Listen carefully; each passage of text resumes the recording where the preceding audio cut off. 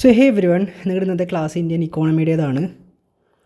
നമുക്ക് ഏകദേശം ഒരു 4 ക്ലാസ് കൂടെ വേണ്ടി വരും ഇന്ത്യൻ ഇക്കോണമി തീരാനായിട്ട്. അതിനുശേഷം നിങ്ങൾക്ക് റെഫറൻസ് ബുക്ക് അയച്ചാൽ റെഫർ ചെയ്യാം.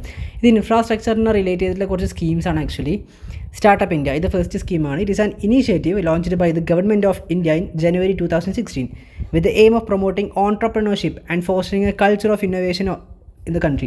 അതായത് ഇന്ത്യയിൽ ഒരുപാട് ആൾക്കാർക്ക് നല്ല ബിസിനസ് പേഴ്സൺ, നല്ല ഓൺട്രപ്രണർ ആവാനുള്ള കഴിവുണ്ട്. പക്ഷേ അവർക്ക് അതിനനുസരിച്ചുള്ള ഫിനാൻഷ്യലി അതിനനുസരിച്ചുള്ള സഹായം കിട്ടാത്തതുകൊണ്ടാണ് അവർ അങ്ങനെ കയറി പോകാത്തത്. സോ അവരെ ഹെൽപ്പ് ചെയ്യാനായിട്ടാണ് ഈ സ്റ്റാർട്ടപ്പ് ഇന്ത്യ എന്ന് പറഞ്ഞിട്ടുള്ള ഇത്തരത്തിലുള്ള ഒരു പ്രോഗ്രാം, ഒരു ഇനീഷ്യേറ്റ് തുടങ്ങിയിട്ടുള്ളത്. To create a conducive environment for സ്റ്റാർട്ടപ്പിനായിട്ട് ഹെൽപ്പ് ചെയ്യുക. അതാണ് ഇപ്പോൾ ഞാനൊരു കോച്ചിങ് ഇൻസ്റ്റിറ്റ്യൂട്ട് ഓഫ്ലൈനായിട്ട് തുടങ്ങുന്നുണ്ടെങ്കിൽ എനിക്ക് സ്റ്റാർട്ടപ്പിനായിട്ട് ഹെൽപ്പ് ചെയ്യാം. ഓൺലൈനായിട്ട് വികസിപ്പിക്കുന്നുണ്ടെങ്കിലും എനിക്ക് സ്റ്റാർട്ടപ്പിനായിട്ട് ഹെൽപ്പ് ചെയ്യാം. That's it. അടുത്ത ഉമംഗ് എന്ന് വെച്ചാൽ unified mobile application for new age governance. is a mobile application developed by the Government of India to provide a single platform for accessing various government service and information. Government various സർവീസൊക്കെ access ചെയ്യാൻ വേണ്ടിയിട്ട് അവർ ഗവൺമെൻറ്റിനെ തുടങ്ങിയിട്ടുള്ളൊരു പുതിയൊരു programme initiative ആണ് unified mobile application for new age governance. Okay, launched in November 2017. Umang is a part of Digital India initiative which aims to make government service more accessible to citizens through digital means. 2016 നിങ്ങൾക്ക് പറഞ്ഞു കേട്ടിട്ടുണ്ടാകും, നമ്മൾ digital India ആവാൻ പോവാണ്, India digital ആവാൻ പോവാണെന്നൊക്കെ പറഞ്ഞു കേട്ടിട്ടുണ്ടാകും. അത് ഈ ഒരു കാര്യമാണ്. ഇത് ത്രൂ പിന്നെ പേപ്പർലെസ് സർവീസാണ്, ഡിജിറ്റലായിട്ട് എല്ലാ കാര്യങ്ങളും അപ്ലൈ ചെയ്യാം. അടുത്തത് ഡിജിറ്റൽ ഇന്ത്യ. ഇതിപ്പോൾ ഡിജിറ്റൽ ഇന്ത്യ ആയിട്ട് കണക്ട് ചെയ്തിട്ടില്ലെന്ന് നമ്മൾ പറഞ്ഞു. ഉമംഗ് ഡിജിറ്റൽ ഇന്ത്യ എന്താ നോക്കാം. Flagship initiative of the government of India that was launched in July 2015 launch ചെയ്തത്. primary goal of digital India is to transform India into a digitally empowered society. Full ഡിജിറ്റലായിട്ടുള്ള ഒരു digitalised നാഷനായിട്ട് ഒരു country ആയിട്ട് നമ്മൾ മാറ്റുക എന്നുള്ളതാണ് നമ്മുടെ അൾട്ടിമേറ്റ് എയിം. അതാണ് ഡിജിറ്റൽ ഇന്ത്യ പദ്ധതി. ഇത് പ്രകാരം നിങ്ങളിപ്പോൾ ഏതെങ്കിലും പോവുകയാണെങ്കിൽ നിങ്ങൾക്ക് ഗൂഗിൾ പേ, ഫോൺ പേ വഴി 2015 ഗൂഗിൾ പേ, ഫോൺ പേ എന്ന് പറഞ്ഞ സംഭവമില്ല. ഇങ്ങനെയുള്ള UPI കാര്യങ്ങളൊക്കെ മാക്സിമം പ്രൊമോട്ട് ചെയ്താറാണ് ഗവൺമെൻറ് ഓഫ് ഇന്ത്യ ആണ്. എന്തിന് അങ്ങനെ പ്രൊമോട്ട് ചെയ്യുന്ന സമയത്ത് നമ്മളിപ്പോൾ പേപ്പർലെസ് പേയ്മെൻറ്റാണ് ചെയ്യുന്നുള്ളത്. അതായത് നമ്മളിപ്പോൾ ATM പൈസ എടുക്കുന്നത് ഭയങ്കര കുറവാണ്. എവിടെ പോയാലും ഗൂഗിൾ പേ. ഒരു ചെറിയൊരു ഷോപ്പിൽ പോയി 5 രൂപയുടെ ചോക്ലേറ്റ് വാങ്ങിയപ്പോഴും ഗൂഗിൾ പേ. അല്ലാന്നുണ്ടെങ്കിൽ നമുക്ക് കാർഡ് യൂസ് ചെയ്തിട്ട് സ്വൈപ്പ് ചെയ്യാം. ഇതൊക്കെ 2015 ഇതൊക്കെ സംഭവിക്കാനേ ചാൻസ് ഇല്ലാന്നുള്ള വിചാരിച്ച കാര്യങ്ങളാണ്. പക്ഷേ ഇപ്പോൾ സംഭവിക്കുന്നുണ്ട്. Reason government of India knowledge based economy by leveraging information technology and digital tools.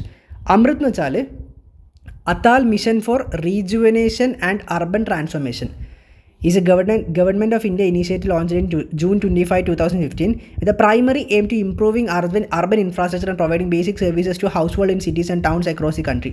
Urban ഏരിയാസിലൊക്കെ ലൈക്ക് സിറ്റീസിലൊക്കെ കുറച്ചും കൂടി ബെറ്റർ ആയിട്ടുള്ള ഇൻഫ്രാസ്ട്രക്ചർ പ്രൊവൈഡ് ചെയ്യുക, അതിനായിട്ടുള്ള ഈ പറഞ്ഞ പോലെ ലോണും കാര്യങ്ങളൊക്കെ ആക്സസ് ചെയ്യാൻ പറ്റുന്ന രീതിയിൽ സഹായിക്കുക. സോ ഇങ്ങനെയൊക്കെയാണ് ഗവൺമെൻറ് ഈ ഒരു പ്രോഗ്രാമിൽ പ്ലാൻ ചെയ്തിട്ടുണ്ടായിരുന്നത്.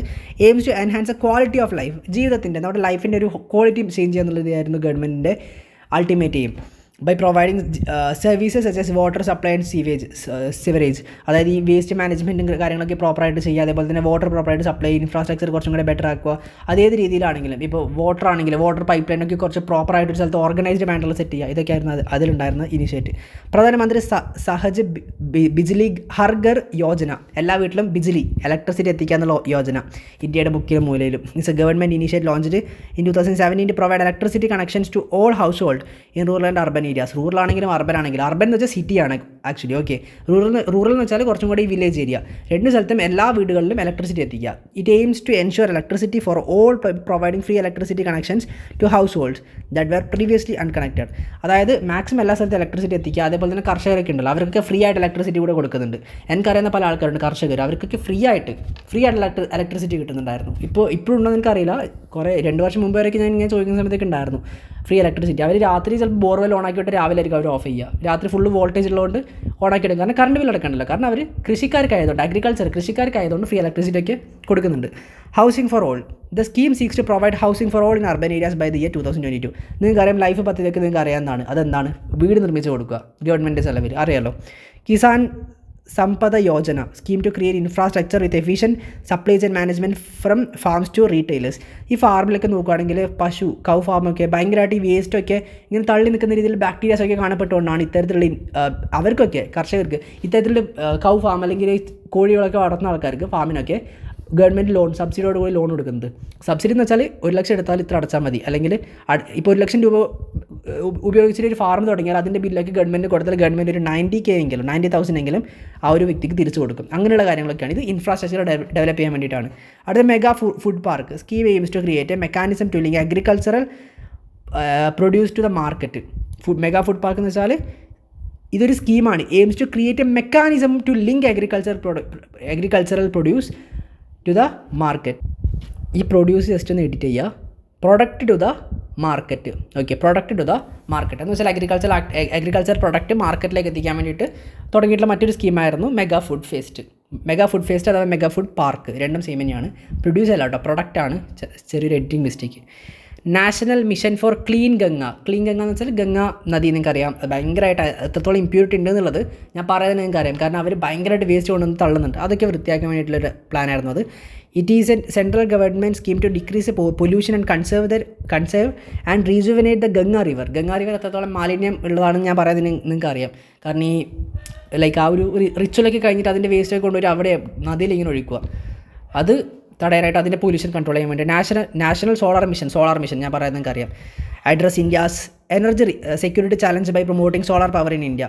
സോളാർ പവർ കുറച്ചും കൂടെ അതായത് ഈ സോളാർ പാനലൊക്കെ മാക്സിമം സബ്സിഡിയോട് കൂടിയിട്ട് ഗവൺമെൻറ് ആൾക്കാരിലേക്ക് എത്തിക്കാൻ വേണ്ടിയാണ് ഈ ഒരു പ്ലാൻ തുടങ്ങിയിട്ടുണ്ടായിരുന്നത്.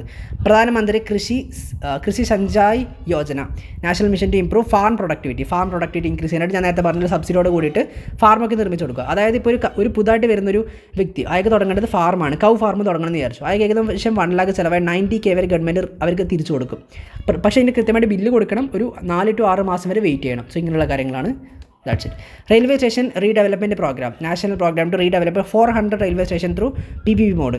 400 റെയിൽവേ സ്റ്റേഷൻ ഏറ്റവും പെർഫെക്റ്റ് ആയിട്ട് മോഡേൺ ആയിട്ട് മാറ്റുക. അതായത് ഇതിൽ അൾട്ടിമേറ്റ് എയിം ഉണ്ടായിരുന്നത്. അതായത് നിങ്ങൾക്ക് അറിയാം റെയിൽവേ സ്റ്റേഷൻ എന്ന് വെച്ചാൽ ഭയങ്കരമായിട്ട് പ്രശ്നങ്ങളുണ്ട്. ആൾക്കാർ എന്തെങ്കിലുമൊക്കെ കൊണ്ടുപോയിട്ട് ഈ ട്രാക്കിന് മുകളിലും വെക്കെല്ലാം ചെയ്യും. കൃത്യമായിട്ട് CCTV വെക്കുക, മോണിറ്റർ ചെയ്യുക, ചെക്ക് ചെയ്യുക, ഇങ്ങനെയുള്ള കാര്യങ്ങളൊക്കെയാണ് ഇതിൽ ചെയ്യുന്നത്. സ്വച്ഛ് ഭാരത് മിഷൻ എന്ന് വെച്ചാൽ ക്ലീൻ ചെയ്യുക മൊത്തം. Cleanliness campaign of the government of India to achieve the vision of a clean India. ഈ ഒരു സ്വച്ഛ് ഭാരത് മിഷനിലൂടെ ഗവൺമെൻറ് ആൾക്കാർ നിയമിക്കും. അവർ രാവിലെ 5 മണിക്ക് എല്ലാ ടൗണും കാര്യങ്ങളൊക്കെ എല്ലാ പ്ലാസ്റ്റിക് വേസ്റ്റ് മാലിന്യങ്ങൾ എടുത്ത് മാറ്റി തുടങ്ങിയിട്ടുള്ള കാര്യങ്ങളാണ് അതിൽ പറയുന്നത്. So we are concluding this topic. Thank you. എന്തെങ്കിലും ഡൗട്ട് ഉണ്ടെങ്കിൽ ചോദിക്കും.